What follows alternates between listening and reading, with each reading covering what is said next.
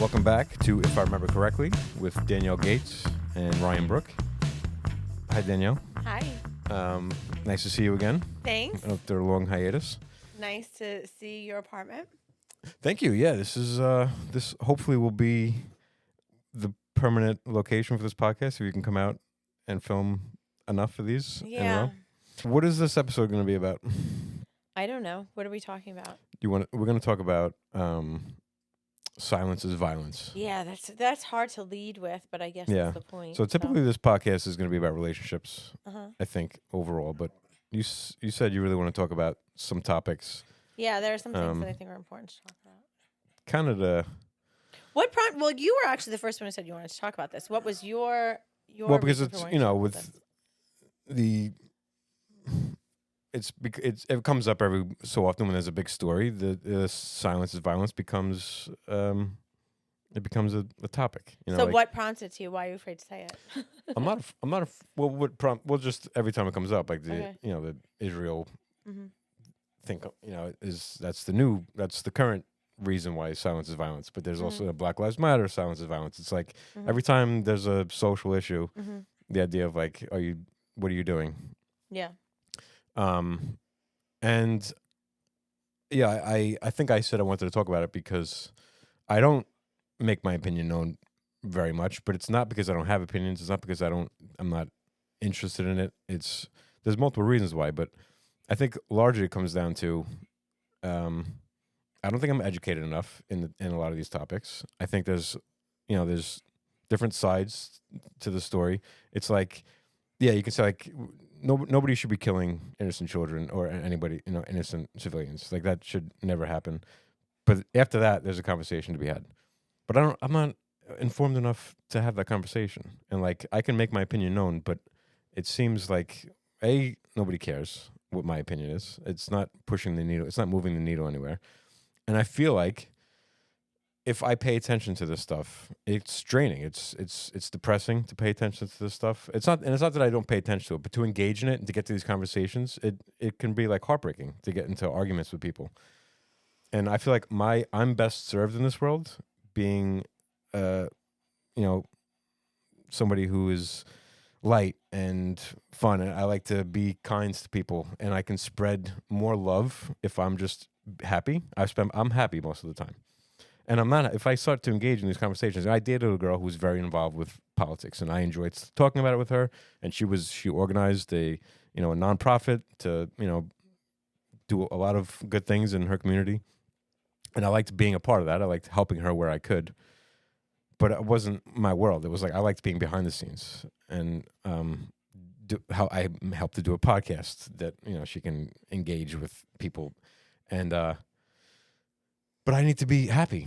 Like, I feel like that whole butterfly effect of like being kind to a stranger, and I can do more good in the world if I'm just out being nice to people and making people's lives better by doing a podcast is funny. Like, not this podcast. I do another podcast that's comedy based. And I feel like, yeah, nobody really cares about that podcast. But if a couple people come across it and I make their hour and a half better, I'm better served by that. And isn't being loving and caring and funny also valuable in this world? And I can't do those things if I'm constantly engaging in arguments on the internet. It's depressing, and it makes me angry. Okay. I wanted to make sure I waited for you to finish. Okay, I appreciate that. I have a lot of things to say. So my first I have a question. Have you ever, like at your job, ever had to do any DEI work? Have they ever made you do anything like that? No. I did. This is, I want to pat myself on the back, and I think what I said didn't really matter. But I was up for a raise. I drive a truck during the day, and I work with mostly Hispanic drivers, or my coworkers. A lot of them, their first language is Spanish, and all the managers are all white guys who don't speak any Spanish. And they were hiring a new manager. They needed a new manager to, So I was in an interview, and everybody said I did great and whatever. And I said during my interview, I said, I hope I get this. I said, but I really think you should consider hiring somebody who speaks Spanish. You have all these people who can't come to their manager, and they all speak English as well, but some of them pretty broken English. And it's like, it would be nice to have somebody that they can go to and feel like they can communicate flawlessly with. And they ended up hiring, a Spanish guy or a Hispanic guy who speaks Spanish. And I was happy about that. Like I wanted the job, but I was like, yeah, it shouldn't be me. It should be another. Like I would have felt embarrassed if another white English only speaking person got that job. Mm-hmm. And I don't think what I said made the difference. I think they were going to hire him anyway. But I'm not. I try to do what I can where I can, and there is no. My job doesn't really do any DEI work. Like, there's no discussion about it, really. Okay. Yeah. So I think a lot of what you are saying would be better explained in like doing real DEI work. There's a couple of books that I would recommend. One of them is like Me and White Supremacy. I think that's a good one to start with. I think reading, I think it's Patty McClintock, The Invisible Knapsack About White Privilege. So here is like my response to how you feel about silence is violence. You are a white man, so you have more privilege than anyone else in the world, mm-hmm. which gives you the ability to decide when you engage in things that are depressing and difficult and when you disengage from things that are depressing and difficult, right? You mm-hmm. get to choose on any day, I want to jump on this bandwagon. Ugh, I'm fucking tired of marching. I'd rather give you my money. You get to choose. Mm-hmm. And the people who are suffering are not able to choose because of white men. So when we have a platform like this one, when you have a microphone and you're willing to get up and speak about movies or music or 90 Day Fiancé or whatever it is, and to get people to listen to you, you also should be, as a white man or as a white woman, be equally willing to use that platform to help people who don't get this platform, because there are a lot of people who will never have access to the audience that I have or that you have because of the resources that they are denied in their own countries, because of our government, because of resources that they are denied in the country that they live in with us because of our ancestors. So that's why people get so frustrated when they hear silence is violence from white people, because we get to choose when to be silent and we get to choose when to be violent. We get to choose both. So that's like a part of it. The other thing is, it is like in the United States, we have what's called civic duties. Like voting is a civic duty. It's a responsibility. American citizenship and an American passport gives us an unbelievable amount of privileges, but to earn those privileges, we are responsible for being engaged in our government. Like it's not just about paying taxes. It's also about voting. It's also about engaging in municipal and local governments. Like that's our responsibility, because if we don't do that, then the republic isn't actually serving the people, because we are the people and we're not engaging. So when our tax money is being used to fund a genocide and to support a genocide, mm-hmm. it is our responsibility to engage with the people who are collecting our taxes, who we elect. So those are the two ways where like we cannot be silent, because we have this privilege that we didn't earn. I agree with everything you just said, 100%. There's no flaw in what you're saying. I don't think anything I say is going to move that needle. That's not true. Even if one person, I think I'm better off working to get a platform. I don't have a big enough platform now to matter. I would rather get. So not true. Of course, if I was to do a podcast like I don't know. Okay, so I want you just to think about this. 634 people watched one of our videos that was released 4 days ago. Right. 634 people heard what you said. Okay. 634 people is a lot of fucking people. Okay, so it's not even a matter of the size of the platform. I think it's better to win people over and then voice your opinion, because if you voice your opinion too early, they're just going to write you off and not listen to you. I'd rather gain.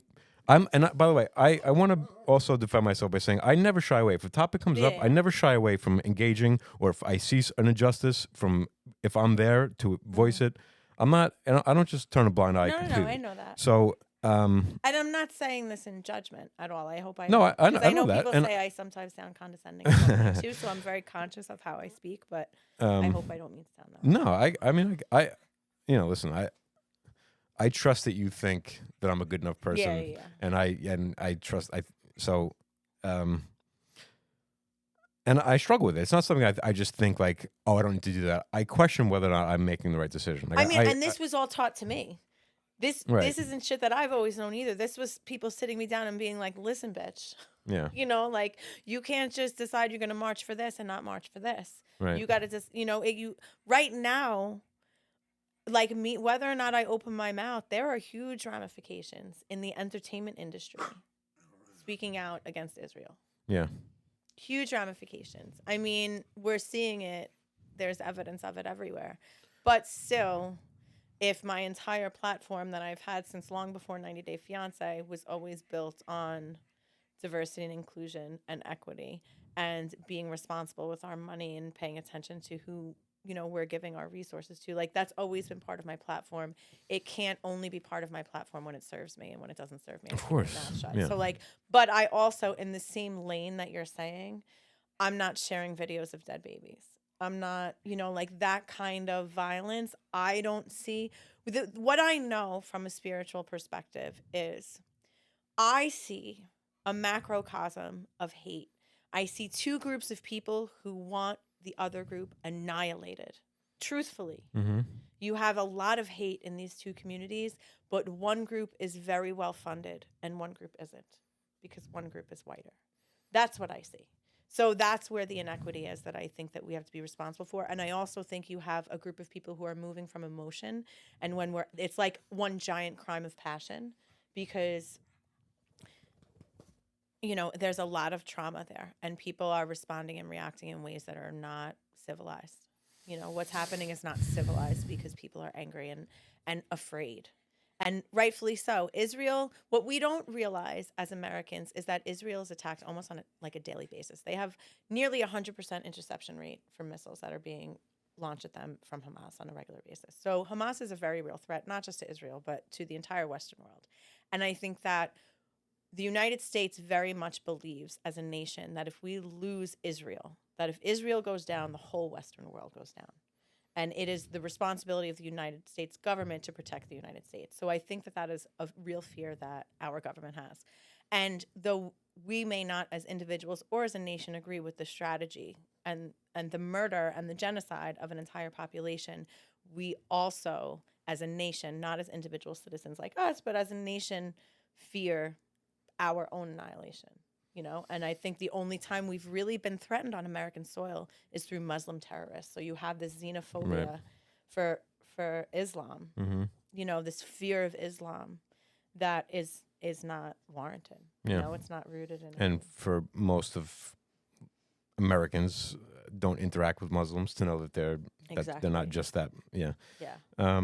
Yeah. It's the black and whiteness of some people of being like, pick a side.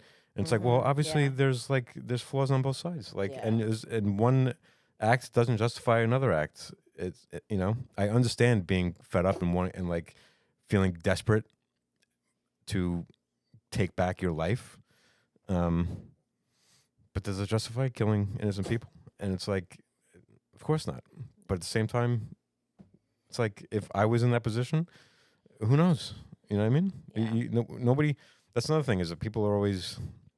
You don't know what it's like unless you're in a situation like desperate times, desperate measures, and it's like I remember when I went. I think I even brought this up in the podcast. Like learning real life situations is like in Long Island, everybody complains about these Mexicans are coming and taking our jobs, and it's like, yeah, have you been to Mexico? Like you would do everything you could to get out of there and like live illegally in this country. And also, I would hire Mexicans to do all this work on my house 8 million times before I would hire any American man, because they work so fucking hard. Right, but it's always like, they're not here legally. I'm like, yeah, and you would do the same thing to get away from the life that they live in. It's like, what? And it's not even really fully true. Many of them are here on work visas. and it's just Right. assumed that they're here Right. illegally. Yeah. Of course. So, you know, what I mean, it's like I wish I knew what to do more to feel like. I think this is what I think, because I've had this conversation, because a lot of my friends, I have a lot of very Orthodox Jewish friends, and I have a lot of Muslim friends in all spiritual communities, and it's a very difficult situation to be in, because you're always worried that whatever you say, you're going to hurt someone, you know. And I never want to hurt anyone, but I also have to move from a place of integrity. And to be honest, most of my Jewish friends are not in support of what the Israeli government is doing in Palestine. I think that what I'm struggling with is a lot of the self-righteousness that comes with the social justice movements, where people are like, I'm doing this, what are you doing? That I struggle with, because I feel like, well, if what you want is credit and what you want is clout, then are you doing this for the right reasons? Right. You know, like if you're fighting for a cause, you're not worrying about what I'm doing, you're worrying about the cause. So that kind of frustrates me a little bit. I also think it's kind of ridiculous to sit on stolen land and fight for stolen land. You know, like I'm on stolen land. Like, how can I sit here and say free Palestine unless I'm putting in my will that I am willing my home to the Native American tribe that was destroyed on the land that my grandmother lives on? You know, like I'm not planning on doing that. So like, how can I sit here and be like, free everybody who's still alive? Literally every person on the planet is a hypocrite, like in some way. Like we could all do better in that way. But yeah, I mean, you know, like I was talking to my friend the other night, who's Jewish, and I made a comment. It was like, you know, the protesters about, it's like, I forget even how it came up, but I asked him his opinion on it, and he was like, yeah, he goes, I agree, like, you know, Palestine should be free, but it's like to be out there marching and like to be so hateful towards Jews, you know, is like, can you give us a minute? Like, we just took a pretty big hit. Like, our people just like, and there's like definitely anti-Semitism running rampant in this country now because of it. There and always it's like, has been. And it's like to draw that line between like, all this is happening, but like, then you're throwing swastikas. Like you're missing the mark here. Like you made a huge jump here. It's like, it's not all Jewish people that you have the problem with. It's, you know what I mean? It's just the same problem with lumping everything together, and it baffles me, and I don't. Rage brings rage. So like once people get caught up in that kind of energy, it multiplies and exponentially.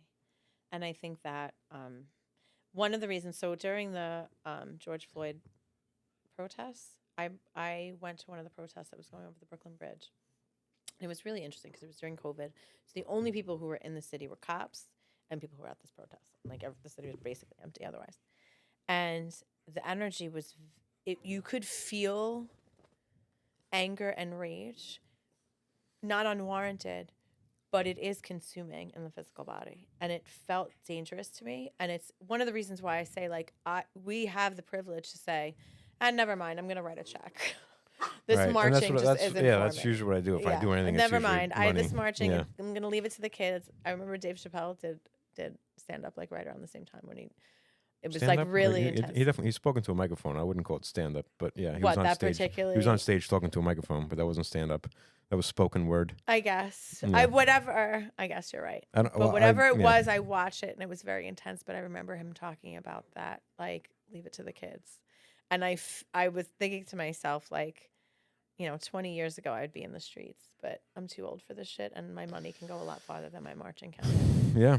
And again, that like comes from privilege. That comes from, I've had the ability to earn that money and have a surplus of money that I can give it to causes. So like that's how I use it. I don't know if it's the right thing to do, but it's what feels good to me, and I feel the same way now. Like I would rather give money to organizations who are helping, people, former hostages, get the, mental health that they need, and things like that. And I know that it must be nice if somebody were to stumble across a white guy in America siding with whatever side they're hearing that. It's like, it's nice to feel support. So I get that. Just like this topic specifically. For reading something every day. I think you're responsible for, like, you say that you're not educated because you don't have to be, because it's not your people being killed. So like maybe reading, Right, but I'm also a little bit jaded by information. Okay, And not that's fair. trusting where I get information. Like, how many times can you hear something and then hear another side of it before you go like, well, then I'm just not going to trust anything. Yeah. Like, we can't get it right in our own textbooks. So it's like, what does it matter? Like, I'm going to I read mean, something to. firsthand accounts, like there are social media accounts that are journalists who are on ground that Yeah, but there's also firsthand accounts that like, and I don't want to like people lie about this stuff. Like, who's that comic? Sam Minaj? Or maybe don't there's another comic who went on stage and they did this whole premise about his family being victims of racism and he like comics don't need to be truthful all the time, but he was telling these stories as if they were really factual and really like giving it weight. And then it came out that none of this was true. Like none of it was true. And he was doing it just to gain, a little sympathy and get the laughs in the end. But it's like, okay, you're not helping the cause. Like if you're lying and you're exposed for a lie, you're discrediting a lot more people than just yourself. Because people like me be like, I'm not trusting anybody. It's like in anything in life, in big topics, I feel like I really don't have time for anything that I wasn't there for. Like, because I don't trust it. Like, how am I supposed to know what like this problem has been going on for how long? So then what? And it's like we're supposed to like the story gets told down to people. Like we don't know the origin of any of this stuff. Like we don't know origin So of our then own what- country. okay. We're not taught the origin. So then what do you see as your responsibility? Anybody who I interact with being a kind, pleasant person, unless they don't deserve it.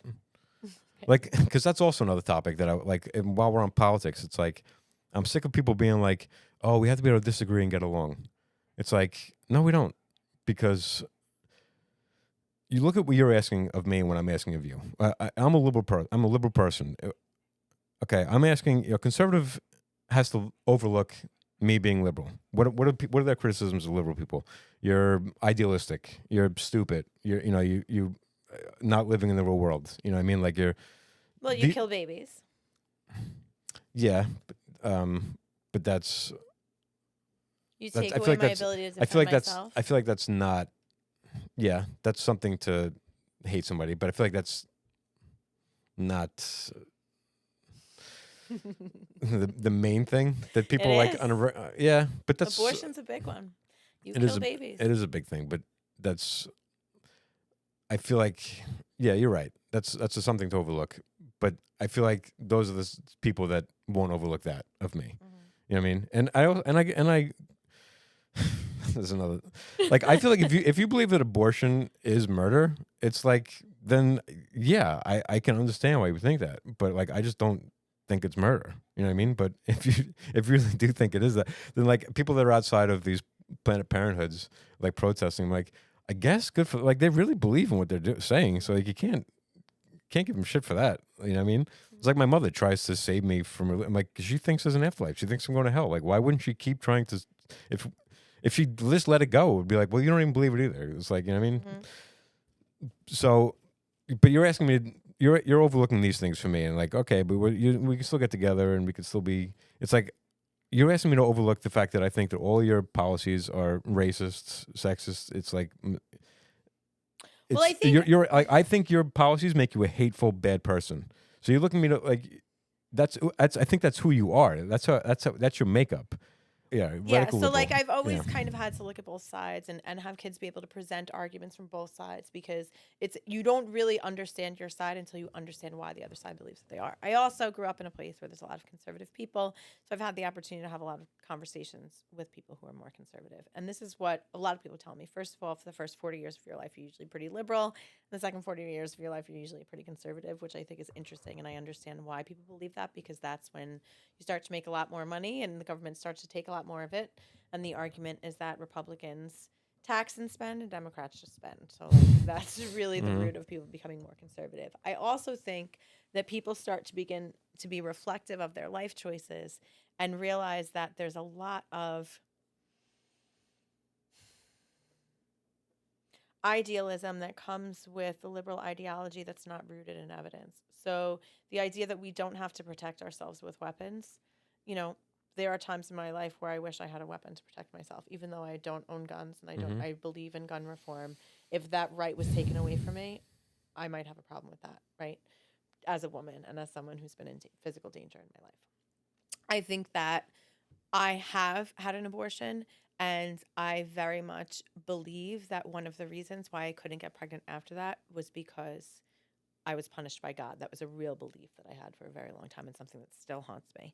So I understand why, in hindsight, women in particular might, as they get older, become more conservative in that way and might be more pro life because they're no longer in positions where they have to have abortions. So they forget what that's like. Kind of like when teachers become administrators, they forget what it's like to be in the classroom and they suddenly are, have a whole different mindset. Yeah. I think that's true for women sometimes too. Not always, but sometimes. I think that I feel like I have a good friend who is a yoga therapist who is a Trump supporter. And it is very hard. Like we've had really intense arguments about issues of race. And she has no idea that her beliefs are so rooted in white supremacy because it's all she knows, that she lives in a bubble like this one in Jersey. And she really doesn't get it because she has no exposure to anyone who's different from her. I am going to do this woman more good being in her life than I will do by leaving her. And even though it's hurtful to me to have to be in a conversation about some of these things, I have to use my privilege and sacrifice some of my comfort in order to maybe help someone see things a different way. So that's where like we come back to the conversation we were having before, like silence is violence. I have to be able to be willing to be uncomfortable every single day if I am truly trying to be an anti-racist and I'm truly trying to flip the switch and create more equity in the world. I have to be willing to be uncomfortable daily. It's not, I don't get to say that, this is too depressing for me. I'm checking out. If I want to be actively anti-racist, you can choose not to be actively anti-racist. You can choose to just exist in your peace and be happy all the time. That's not, and there's no judgment in that choice from me because I understand what it's like to be peaceful and I would like to be peaceful. No, I've been out of peace for 43 years and I'm fucking tired. But I also work directly with immigrants and see what they suffer as a result of white supremacy and colonialism. So I feel like it would be irresponsible and not moving. I would not be moving with integrity in my brand, in my purpose in life, in my role as a teacher if I didn't actively work towards creating a more equitable world. Yeah, I mean it's honorable. I envy anybody who has that energy. Like I said, this girl that I dated for a while, she lived it like every day, all day. Like she would run for local government. She would argue with people on a regular basis. She go down to DC to go for during a march, and like that was her life. And I loved being a part of it. It felt purposeful. Yeah, one of the things I miss most about that relationship is feeling like, okay, I feel like I can do a lot just by supporting her, just by making her be able to continue to do what she does. I feel like I'm doing something. Yeah. And it was like I could do it through love. I could do it like I liked making her feel like proud of me for helping her do a thing. And yeah, like I think as long as you're actively every single day trying to be better and trying to do something better, I think that's enough. That's what I ask of all humans. Is like every single day say, how am I contributing positively to the world today?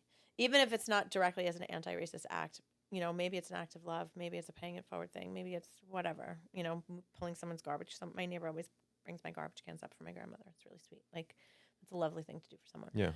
Like as long as you're actively engaging and trying to make the world a better place, I do think that moving with love generally creates more love in the world, and I agree with that. But I think when you have these really awful situations that are happening publicly in the world, it's irresponsible to not engage in some way.